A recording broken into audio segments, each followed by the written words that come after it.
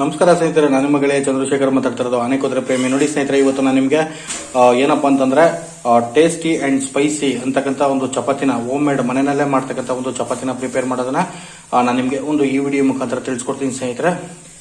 ಅದೆಲ್ಲದಕ್ಕಿಂತ ಮುಂಚೆ ಯಾರೆಲ್ಲ ಹೊಸಬ್ರು ನನ್ನ ಯೂಟ್ಯೂಬ್ ಚಾನಲ್ ವಿಡಿಯೋಗಳು ನೋಡ್ತಾ ಇದ್ದೀರಾ, ನಿಮಗೆ ನಾನು ಒಂದು ಧನ್ಯವಾದಗಳನ್ನ ತಿಳಿಸ್ತಾ ಇದ್ದೀನಿ ಸ್ನೇಹಿತರೆ. ನೀವೇನ್ ಮಾಡಿ ಅಂತಂದ್ರೆ ಸಬ್ಸ್ಕ್ರೈಬ್ ಮಾಡಿ, ಬೆಲ್ ಬಟನ್ ಪ್ರೆಸ್ ಮಾಡಿ, ಲೈಕ್ ಮಾಡಿ, ಶೇರ್ ಮಾಡಿ, ಕಮೆಂಟ್ ಮಾಡಿ. ಆಲ್ರೆಡಿ ನನ್ನ ಯೂಟ್ಯೂಬ್ ಚಾನಲ್ ವಿಡಿಯೋಗಳನ್ನ ನೋಡಿ ಸಬ್ಸ್ಕ್ರೈಬ್ ಮಾಡಿರೋರು ಬೆಲ್ ಬಟನ್ ಪ್ರೆಸ್ ಮಾಡಿ, ಲೈಕ್ ಮಾಡಿ, ಶೇರ್ ಮಾಡಿ, ಕಮೆಂಟ್ ಮಾಡಿ ಅಂತೇಳಿ ನಿಮಗೂ ಕೂಡ ನಾನು ಧನ್ಯವಾದಗಳನ್ನ ತಿಳಿಸ್ತಾ ಇದ್ದೀನಿ. ಇನ್ನೊಂದೇನು ಅಂತಂದ್ರೆ ಸ್ನೇಹಿತರೆ, ಇವಾಗ ಚಪಾತಿನ ನಾವು ಯಾವ ರೀತಿ ಮಾಡ್ಕೋಬೇಕು ಅಂತೇಳಿ ನೀವು ವಿಡಿಯೋ ನೋಡ್ತಾ ಇದ್ದೀರಾ. ಏನಪ್ಪಾ ಅಂತಂದ್ರೆ, ನೀವು ಫಸ್ಟ್ ಚಪಾತಿ ಹಿಟ್ಟನ್ನ ನೀಟಾಗಿ ಕಲಸಿಟ್ಕೊಂಡು ಗೋಧಿ ಹಿಟ್ಟಲ್ಲಿ ಚಪಾತಿ ಮಾಡ್ತಕ್ಕಂಥದ್ದು. ಗೋಧಿ ಹಿಟ್ಟು ಮತ್ತೆ ಸ್ವಲ್ಪ ಎಣ್ಣೆ ಹಾಕೊಂಡು ಮತ್ತೆ ಸಾಲ್ಟ್ ಪೌಡರ್ ಹಾಕೊಂಡು ಸ್ವಲ್ಪ ನೀವೇನಪ್ಪ ಅಂತಂದ್ರೆ ಚಪಾತಿ ಹಿಟ್ಟನ್ನ ಕಲಸಿಟ್ಕೊಬೇಕು. ಕಲಸಿಟ್ಟು ಸುಮಾರು ನೀವು ಒಂದು ಅರ್ಧ ಗಂಟೆ ಮುಕ್ಕಾಲು ಗಂಟೆ ಆದ್ಮೇಲೆ ನೀವೇನ್ ಮಾಡಬೇಕು ಅಂತಂದ್ರೆ ಆ ಒಂದು ಗೋಧಿ ಹಿಟ್ಟಿಂದ ಏನ್ ನೀವು ಕಲಸಿಟ್ಟಿರ್ತೀರಾ ಅದನ್ನ ನೀವೇನ್ ಮಾಡಬೇಕು ಅಂತಂದ್ರೆ ಒಂದೊಂದು ಚಪಾತಿಗಾಗಷ್ಟು ಒಂದೊಂದು ಸಣ್ಣ ಸಣ್ಣ ಒಂದು ಉಂಡೆಗಳನ್ನ ನೀವು ಮಾಡ್ಕೊಬೇಕು. ಅದನ್ನ ಇವಾಗ ನೀವು ನೋಡ್ತಾ ಇದ್ದೀರಾ ಅಲ್ವಾ, ಇಲ್ಲಿ ಒಂದು ಚಪಾತಿ ಒತ್ತೋದ್ರ ಮೇಲೆ ಒಂದು 3 ಉಂಡೆಗಳಿದೆ. ಇದನ್ನ ಇವಾಗ ನಾನು ನಿಮ್ಗೆ ಚಪಾತಿ ಒತ್ತೋದು ಯಾವ ರೀತಿ ಅಂತೇಳಿ ಈ ವಿಡಿಯೋದಲ್ಲಿ ತೋರಿಸ್ತೀನಿ.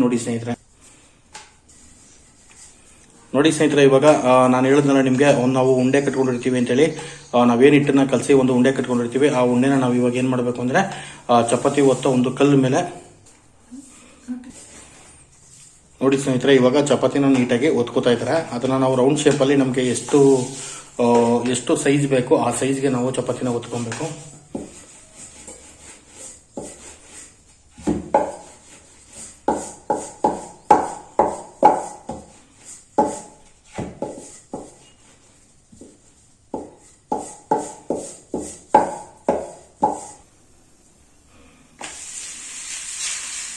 ನೋಡ್ತಾ ಇದ್ರಲ್ವ ಸ್ನೇಹಿತರೆ, ಇವಾಗ ಏನಪ್ಪಾ ಅಂತಂದ್ರೆ ಹಿಟ್ಟನ್ನ ನಾವು ಉಂಡೆ ಮಾಡಿ ಇಟ್ಕೊಂಡಿರೋದನ್ನ ನಾವು ಒಂದು ನೀಟಾಗಿ ಅದನ್ನ ಮಣೆ ಮೇಲೆ ನಾವು ಚಪಾತಿಗೆ ನೀಟಾಗಿ ಅದನ್ನ ತಿಳ್ಕೊಂಡು ಅದನ್ನ ನಾವು ರೌಂಡ್ ಶೇಪ್ ಮಾಡ್ಕೊಬೇಕು. ರೌಂಡ್ ಶೇಪ್ ಮಾಡ್ಕೊಂಡು ನಾವೇನಪ್ಪ ಅಂತಂದ್ರೆ ಗ್ಯಾಸ್ ಸ್ಟವ್ ಮೇಲೆ ತವಾ ಇಟ್ಟು ತವಾಗ ಒಂದ್ ಸ್ವಲ್ಪ ಎಣ್ಣೆ ಸವರಿದ ಮೇಲೆ ನಾವೇನ್ ಮಾಡ್ಬೇಕು ಅಂತಂದ್ರೆ ಒಂದು ಚಪಾತಿನ ನಾವು ಏನು ಒತ್ಕೊಂಡಿರ್ತೀವಿ ಅದನ್ನ ಕಲ್ ಮೇಲೆ ಹಾಕ್ಬೇಕು.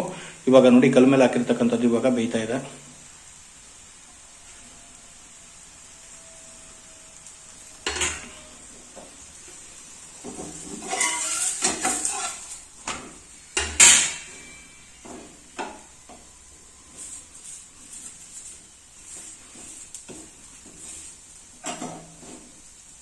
ನೀವು ಡ್ರೈ ಚಪಾತಿ ಬೇಕಾದ್ರೂ ಮಾಡ್ಕೋಬಹುದು. ಯಾವ ರೀತಿ ಅಂತಂದ್ರೆ ಸ್ವಲ್ಪ ಎಣ್ಣೆನ ಕಮ್ಮಿ ಹಾಕಿ, ನೀವೇನಪ್ಪ ಅಂದ್ರೆ ಬರೀ ತವಾಗ ಮಾತ್ರ ಎಣ್ಣೆ ಹಾಕೊಂಡು ಚಪಾತಿಗೆ ಸ್ವಲ್ಪ ಎಣ್ಣೆ ಕಮ್ಮಿ ಹಾಕಿ ನೀವು ಒಂದ್ಸರಿ 2 ಕಡೆನೂ ನೀವು ಬೇಯಿಸ್ಕೊಂಡು ನೀವು ಡ್ರೈ ಚಪಾತಿನೂ ಮಾಡ್ಕೊಬಹುದು. ಸ್ವಲ್ಪ ಏನಾದ್ರು ಆಯಿಲ್ ಇರ್ಲಿ, ಸ್ವಲ್ಪ ಚೆನ್ನಾಗಿರುತ್ತೆ, ಟೇಸ್ಟಿ ಆಗಿರುತ್ತೆ ಅಂದ್ರೆ ಸ್ವಲ್ಪ ನೀವು ಆಯಿಲ್ ಹಾಕೊಂಡು ಕೂಡ ಮಾಡ್ಕೊಬಹುದು. ಆದ್ರೆ ನಾನು ಹೇಳೋದು ಏನಂತಂದ್ರೆ ಸ್ನೇಹಿತರೆ, ಇವಾಗ ಸ್ವಲ್ಪ ಆಯಿಲ್ ಯೂಸ್ ಮಾಡೋದನ್ನ ನೀವು ಕಮ್ಮಿ ಮಾಡಿ ಅಂತೇಳಿ ನಾನು ನಿಮಗೆ ಈ ಒಂದು ವಿಡಿಯೋದಲ್ಲಿ ರಿಕ್ವೆಸ್ಟ್ ಮಾಡ್ಕೋತೀನಿ. ಯಾಕಂದ್ರೆ ಆಯಿಲ್ ಕಂಟೆಂಟ್ ನಮ್ಮ ಒಂದು ದೇಹದ ಒಳಗಡೆ ಸ್ವಲ್ಪ ಏನಪ್ಪಾ ಅಂದ್ರೆ ತುಂಬಾ ಒಂದು ಡಿಫ್ರೆನ್ಸ್ ಮಾಡೋದ್ರಿಂದ ನಾನು ನಿಮ್ಗೆ ಹೇಳೋದು ಏನಪ್ಪಾ ಅಂತಂದ್ರೆ ಆಯಿಲ್ ನ ಜಾಸ್ತಿ ಯೂಸ್ ಮಾಡಕ್ ಹೋಗ್ಬೇಡಿ. ಎಷ್ಟು ಅಡಿಗೆಗೆ ನಾವು ಯೂಸ್ ಮಾಡಬೇಕು ಅಷ್ಟೊಂದು ಮಾತ್ರ ಯೂಸ್ ಮಾಡಿ, ಅತಿ ಹೆಚ್ಚು ಆಯಿಲ್ ನ ಯೂಸ್ ಮಾಡಕ್ ಹೋಗ್ಬೇಡಿ ಅಂತ ಹೇಳ್ತೀನಿ. ನೋಡಿ ಸ್ನೇಹಿತರೆ, ಇವಾಗ ಚಪಾತಿ ನೀವು ನೋಡ್ತಾ ಇರ್ಬೋದು ರೌಂಡ್ಗಿದೆ, ಮತ್ತೆ ಜೊತೆಗೆ 2 ಕಡೆನೂ ಫ್ರೈ ಆಗಿದೆ. ಇವಾಗ